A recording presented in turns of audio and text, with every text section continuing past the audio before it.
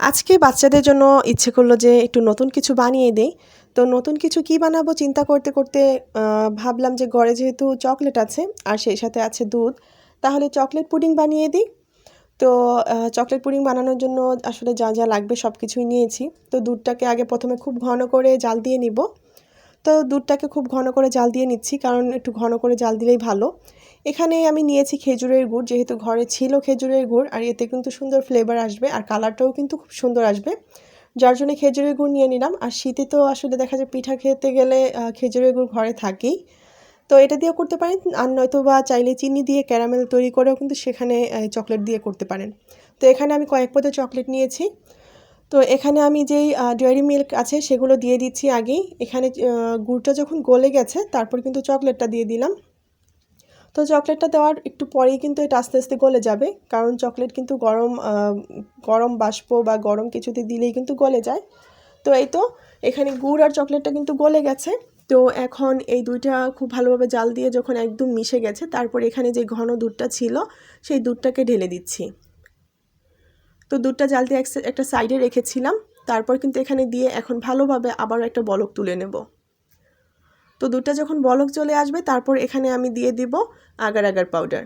তো agar agar পাউডারটা কিন্তু আমরা জানি যে পুডিং তৈরিতে একদম লাগেই, মাস্ট বি। তো এখানে আগার আগার পাউডার দিয়ে দিব। তো কতটুকু দিতে হয় তার আগে এখানে দেখতে পাচ্ছেন যে কিটক্যাট যে চকলেটটা ছিল সেটাকে একদম ঝুড়ি ঝুড়ি করে কেটে দিয়ে দিয়েছি, কারণ এটা যখন আসলে খাবে তখন মুখের মধ্যে যখন অল্প অল্প করে কিটক্যাট চকলেটটা যাবে সেটা কিন্তু ভালোই লাগবে। তো এখানে আগার আগার পাউডার নিয়ে নিয়েছি। এখানে আমি 1.5 চা চামচের মতো দিয়ে দিলাম। তো 1.5 চা চামচ বা এটার যেই মুখটা থাকে সেটা দিয়ে একটু কম দিয়েছি, 1 মুখের চেয়ে। আর সেটা দিয়ে খুব ভালোভাবে নেড়েচেড়ে মিশিয়ে দিতে হবে। তো দেরি করা যাবে না, নাহলে কিন্তু জায়গায় জায়গায় এটা জমাট বেঁধে যাবে। তো খুব ভালোভাবে যে কোনো একটা চামচ বা যে কোনো একটা আপনার ইয়ে দিয়ে খুব ভালোভাবে নেড়ে মিশিয়ে দিতে হবে। তো দেখুন এটা কিন্তু খুব ভালোভাবে মিশিয়ে নেওয়া হয়ে গেছে। আর একটা বলক যখন এসে পড়েছে তখনই কিন্তু এটা নামিয়ে নেব। তো নামিয়ে একটা বাটিতেই নিচ্ছি, বাটিতে সেট করে নেব। তো বাটিতে এখন ঢেলে দিলাম। আর ঢেলে দেওয়ার পর এটাকে আমি একটু রেস্টে রেখে দেবো, যখন এটা ঠান্ডা হয়ে যাবে। তারপর দেখুন আমি এখানে কিন্তু আরেকটা চকলেট রেখেছিলাম। তো সেই সাদা কালার চকলেটটা দিয়ে কিন্তু আমি এখানে একদম সাইড দিয়ে কভার করে দিচ্ছি, যেন দেখতে একটু ভালো লাগে, কারণ বাচ্চারা খাবে। আর দেখতে একটু ভালো লাগলে সেটা কিন্তু খেতেও আসলে ভালো লাগে আর ইচ্ছেও করে খেতে। তো এখানে এটা কিন্তু মোটামুটি একদম জমাট বেঁধে গেছে। কিভাবে জমাট বাঁধলো? এটা কিন্তু বাহিরে রাখাতে জমাট বাঁধেনি।